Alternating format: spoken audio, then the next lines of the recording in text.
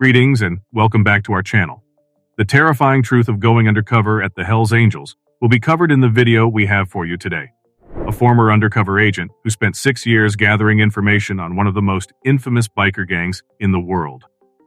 Make sure you stay to the very end of this story because you won't want to miss it. An agent who infiltrated the East End Hells Angels more than 10 years ago recalled how he overheard a biker telling a prospect in the clubhouse to take care of someone who was thought to have robbed him on Monday in BC Supreme Court.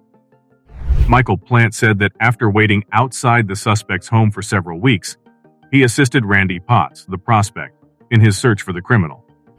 Plant claimed to Justice Barry Davies that he and Potts, in one of the most notorious and powerful biker gangs in the world, is the Hells Angels Motorcycle Club.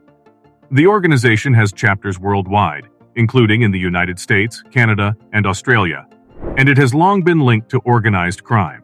They are well known for their use of force and intimidation, as well as their involvement in extortion, drug trafficking, and other illegal operations.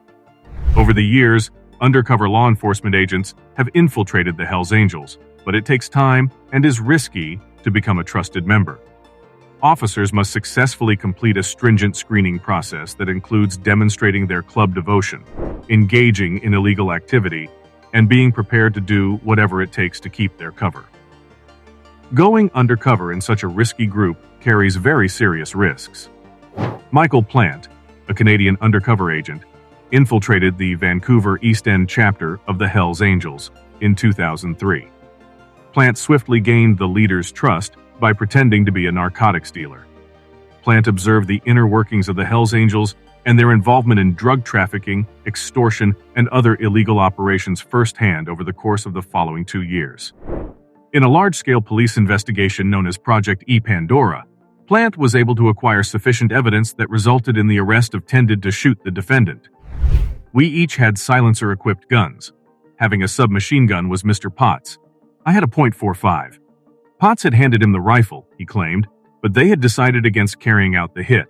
In order to get the Hells Angels clubhouses in East Vancouver, Nanaimo and Kelowna forfeited to the government as the tools of criminal activity. The BC, the Director of Civil Forfeiture, called Plant to testify on his behalf. In a countersuit against the British Columbian government, the Hells Angels argue that the Civil Forfeiture Act is unconstitutional.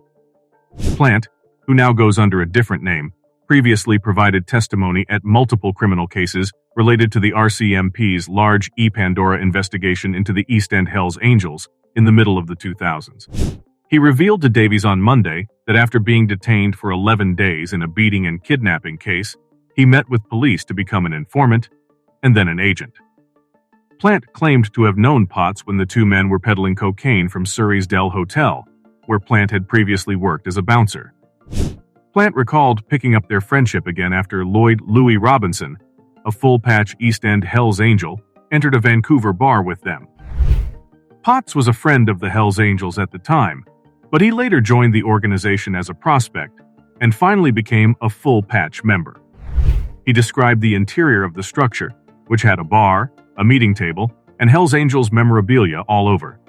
He would perform odd duties around the clubhouse, such as cleaning, taking out the trash, and providing protection outside when full-patch members held church meetings to discuss their business. After Potts's vest, flasher patch, truck, and keys were taken by the suspect they subsequently sought, Plant informed Davies that there had been an emergency church meeting. Potts was out drinking one night with Plant and 2 other Hells Angels when the heist took place. Plant testified that Potts had to defend himself to the bikers. He told Davies that Plant kept watch outside during the meeting. So the conclusion we can draw about going undercover in the Hells Angels is it is a very difficult and dangerous profession. One of the most notorious and powerful biker gangs in the world takes a high level of ability, bravery, and tenacity to infiltrate. Although we owe undercover agents a debt of appreciation for their service, their job is crucial in the fight against organized crime. Consider subscribing to our channel if you like this video to see more like it. As usual, keep yourself safe and informed. Thanks for watching.